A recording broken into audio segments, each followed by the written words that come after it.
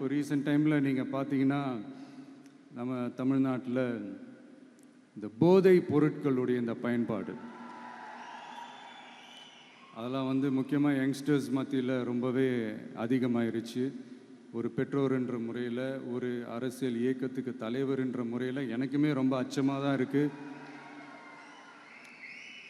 சொல்லலாம் இப்போ வந்து இந்த போதை பொருட்கள்லாம் இதெல்லாம் கண்ட்ரோல் பண்ணுறது அரசோட கடமை, இதெல்லாம் வந்து யங்ஸ்டர்ஸை இதிலேருந்து காப்பாற்றுறதெல்லாம் அரசுங்களோட கடமை, இப்போ ஆளும் அரசு அதெல்லாம் தவற விட்டுட்டாங்க அப்படின்றத பற்றிலாம் நான் இங்கே பேச வரல. அதுக்கான மேடையும் இது இல்லை. நான் என்ன சொல்ல வரேன்னா, சில நேரத்தில் அரசாங்கத்தை விட நம்ம லைஃப்பை நம்ம தான் பார்த்துக்கணும், நம்மளுடைய சேஃப்டியை நம்ம தான் பார்த்துக்கணும்.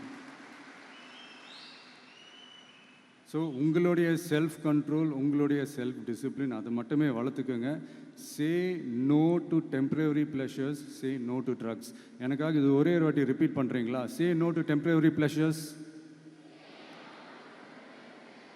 சே நோ டு ட்ரக்ஸ். No, ஒரே ஒரு வாட்டி please. Say no to temporary pleasures. Say no to drugs. Thank you. இந்த உறுதிமொழியை நீங்கள் எல்லாரும் எடுக்கணுன்ட்டு நான் ரொம்ப தாழ்மையுடன் கேட்டுக்கிறேன். மற்றபடி வேற ஒன்றும் இல்லை. இந்த தேர்வில் தேர்ச்சி பெற முடியாதவங்க, நினச்ச மாதிரி மார்க்ஸ் எடுக்க முடியாதவங்க ஒன்றும் லைஃப்பில் எதுவும் டிசப்பாயிண்ட் ஆகாதீங்க. வெற்றி தோல்வி ரெண்டுமே ஈக்குவலாக பேலன்ஸ் பண்ணி போக கற்றுக்கிட்டாலே போதும். தோல்வி நம்மக்கிட்ட வர்றதுக்கே பயப்படும். Success is never ending, failure is never final. So இதை மட்டும் புரிஞ்சுக்கோங்க.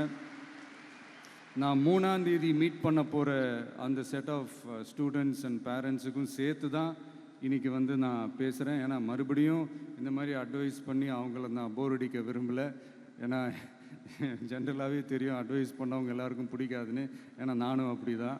அதனால் ஸோ அன்றைக்கி வந்து டைரெக்டாக நம்ம வந்து ஸ்டூடெண்ட்ஸை கௌரவிக்கிற அந்த நிகழ்ச்சிக்கு நம்ம போயிடலாம்.